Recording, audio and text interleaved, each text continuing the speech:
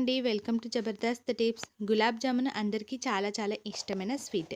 అయితే ఈ గులాబ్ జామున్ చేయడం చాలామందికి తెలిసిందే. అయితే చాలామంది గులాబ్ జామున్ వండిన తర్వాత లోపల ఉండ కట్టేస్తూ ఉంటుంది. అయితే ఈ విధంగా ఉండ కట్టకుండా ఉండడం కోసం, ఇంకా గులాబ్ జామున్ డిఫరెంట్ టేస్ట్ రావడం కోసం నేను సింపుల్ చిట్కాల్ని చెప్పబోతున్నాను. అయితే ఈసారి మీరు గులాబ్ జామున్ చేసుకునేటప్పుడు ఈ చిన్న చిన్న చిట్కాల్ని పాటిస్తూ చేయండి. గులాబ్ జామున్ మరింత టేస్టీగా ఉంటుంది. అయితే దీనికోసం ముందుగా నేను ఒక కప్పు గులాబ్ జామున్ పౌడర్ని తీసుకున్నాను.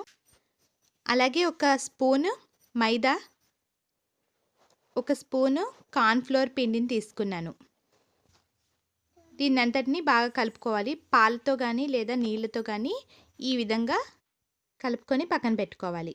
తర్వాత మనం స్టవ్ వెలిగించి గిన్నె పెట్టుకొని దాంట్లో ఒక కప్పు పంచదార వేసుకోవాలి. అలాగే 2 కప్పులు వాటర్ వేసుకోవాలి. ఇది పంచదార కరిగిన తర్వాత మనము ఇందులో ఒక హాఫ్ స్పూను రోజ్ వాటర్ని వేసుకోవాలి. ఈ రోజ్ వాటర్ని మిక్స్ చేయడం వల్ల గులాబ్ జామున్ అనేది డిఫరెంట్ టేస్ట్గా ఉంటుంది. తర్వాత చిన్న గ్లాస్ తోటి హాఫ్ గ్లాసు పాలని ఇందులో యాడ్ చేసుకోవాలి. ఈ విధంగా రోజ్ వాటర్ ఇంకా పాలని యాడ్ చేసుకోవడం వల్ల గులాబ్ జామున్ అనేది డిఫరెంట్ టేస్ట్ వస్తుంది. ఈ విధంగా పాలు అనేది విరిగిపోతాయి. ఇప్పుడు స్టవ్ ఆఫ్ చేసేసి పక్కన పెట్టేసుకోవాలి. తర్వాత గులాబ్ జామున్ పిండిని ఈ విధంగా చేతికి నెయ్యి అప్లై చేసుకొని పిండిని గట్టిగా ఒత్తుతూ చిన్న చిన్న ఉండలుగా చేసుకోవాలి.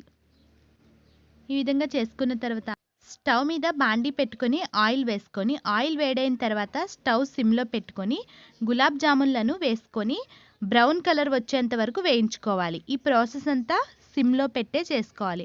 తర్వాత పాకం గోరువెచ్చగా ఉన్నప్పుడు మాత్రమే వేయించిన గులాబ్ జామున్లను వేసుకోవాలి. ఈ విధంగా గులాబ్ జామున్లు చేసుకోవడం వల్ల లోపల ఉండకట్టడం అనేది ఉండదు. ఇంకా టేస్ట్ కూడా చాలా డిఫరెంట్గా ఉంటుంది. ఈసారి మీరు గులాబ్ జామున్లను చేసుకునేటప్పుడు ఈ టిప్స్ పాటిస్తూ చేసుకోండి. చాలా చాలా బాగుంటాయి. ఈ వీడియో కనుక మీకు నచ్చినట్లయితే నా ఛానల్ని సబ్స్క్రైబ్ చేసి పక్కనే ఉన్న బెల్ బటన్ని ప్రెస్ చేయండి. Thanks for watching.